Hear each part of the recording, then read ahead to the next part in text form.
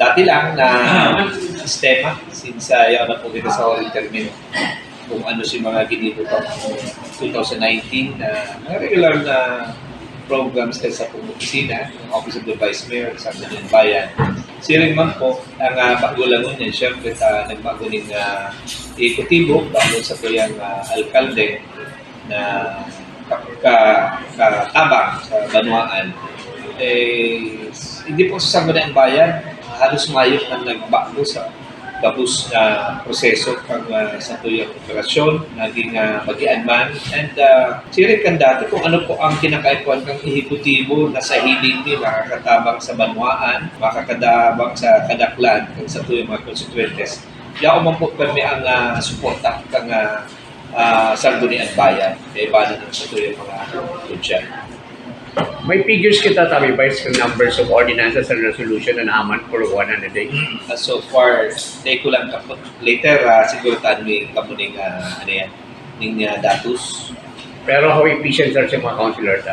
Well, very same as the other councilors pag mga nakaagi. May baguhan, may dati. Ang magayot, nakapokus gabos sa tama as in tultul na pagmamaniyag sa Sangguniang Bayan, yung nagiging katabang ka. Gusto ko man na in my last term magiging magayon, marahay. Naging siguro ang pagdulutan dito sa Banuanin Kalabanga sa Sangguniang Bayan, baka muna na diringkilan when it comes to programs, projects na ipapasabing diyo before na ilaog sa plenaryo, pinag-uurulayan na yan. Kung arin siguro pwede, arin sila give and take, nagkakaintindihan. Kasi sabi ko sa Inda, pagtuon pa sana, since mas nakulunin ang naging karubanga-banga na ang satuyang sanggunian, ang luwang grupo. So, pakiulay ko lang, daita pag isipon ang sadiritang interes sa politika, dapat permitang inutol isipon kung ano ang maitatabang, maitataotas sa tuyang Banuaan. Inot na inot, pag kita nagkagulo digdiyo, dahil sa Inda may itataw ang mga tultul na programa. Tanong, puro kararibukan ang kikibuhunta, puro iriwan, napapabayaan ta sa mga basic services na dapat maiatod sa itong mga kaibanwa. So far, magayon po, nagdadagog sinda sa itong mga pakiulay, nagdadagog mas kami sa inda mga suggestions. Kaya, kumbaga, magayon ang nahahamad. Sabi ko, ang boss na digdi, ang mga boss na sa politika, ang boss na digdi ang sa tuyang mga kaibanwa, sa Banuaan din Kalabanga. Okay. May inita pinag-urulayan itong amount duman sa Memorandum of Agreement sa private entity, itong PPP. Ano po ang pinaka-maot kang sanggunian, lalo ta kay Kuan, himayon na maray si Memorandum of Agreement? Siyempre po, siguro nadagog presente ka mo. So that is on the draft MOA man lang na ginigibo. So kay panganing niya i-deliverar. So since kay ko meeting na invite pa kayo kang Friday.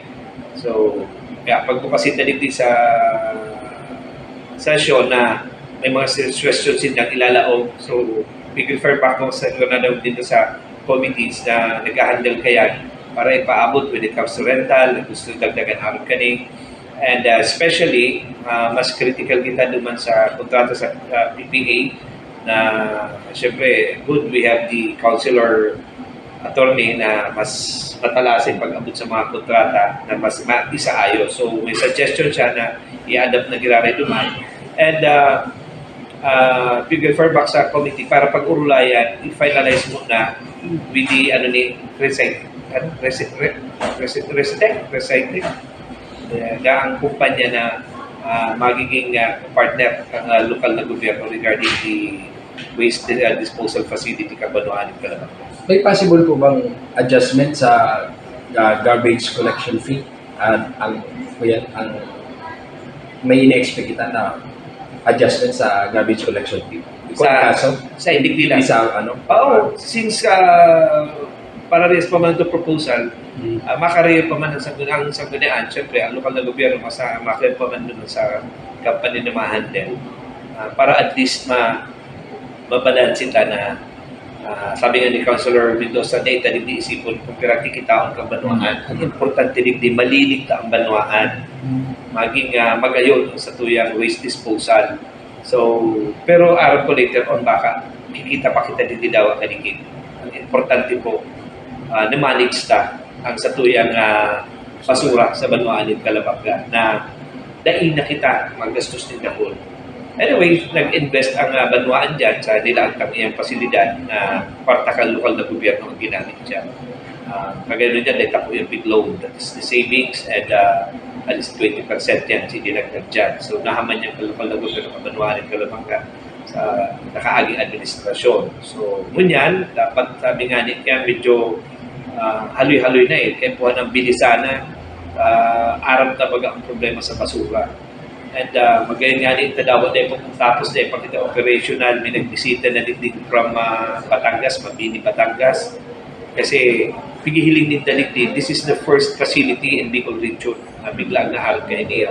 Kaya pag ang gustuhon ni, ang kamautan ka sa Sangguniang Bayan, kang sa tuyang lokal na gobyerno na maisaayos ang operation kani. Kasi po, pagdidigdihan na, paghihiling ninda na modelo, magiging modelo. Kaya pinag-aadalan ng tiro para maisaayos po ini. May magiging risk sa health ng Mayot man. Kumayot man. Kasi properly ko yan manage ko ng mga kapot na ini, pinapaliwanag sa mo.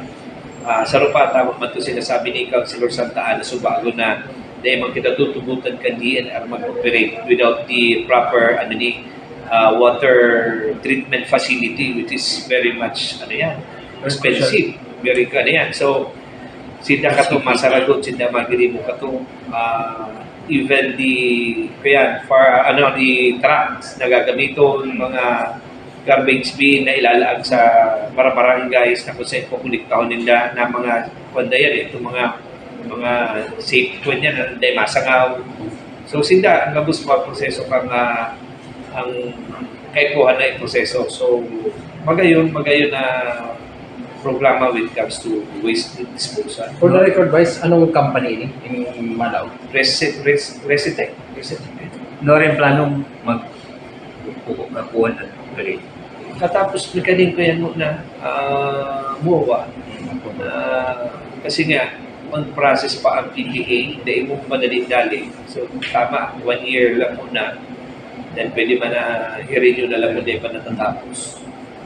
Okay. Kung po yan, preparation ka sa mga bayan sa 2026 budget ka sa mga bayan. So, okay naman po. Kaya mang problema. Sabi ko nga kabus na operasyon din ka sa tuyong opisina when it comes to budget. Napapag-ulayan sana. Dahil man nagkakaiwan ng direktilan. Ano po, kung ang ibang banwaan na sa budget pa sana, grabe na ang problema na uubusin ng oras para pag-ulayan. So, hindi po. Mayo, siguro anytime this week or next week, paapod na ning budget deliberation. So, abangan talaga po. Kainit naman ka na matuninong ang banwaan ng Calabanga.